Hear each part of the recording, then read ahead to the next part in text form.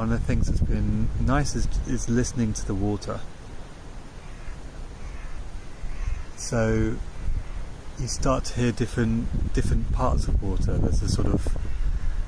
There's a background noise water that sort of merges with the wind, and it's like a white noise.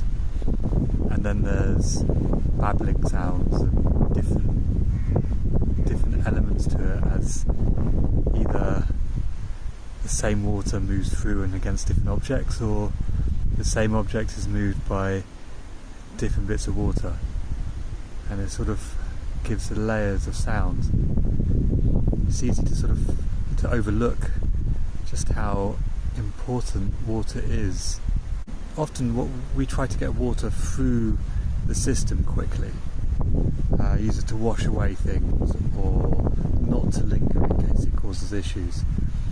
And part of those supposed issues is that it's a source of life, and so when we're looking at restoring land, often we're trying to retain water, to keep water there for as long as possible, so different things can start to use it.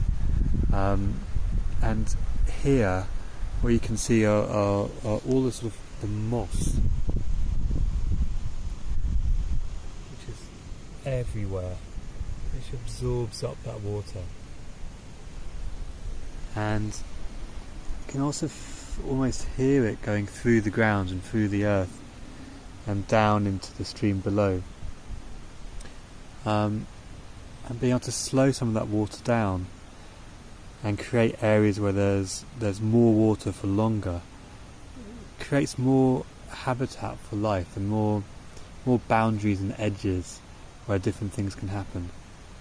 So it's really lovely just being able to sit and listen to the water.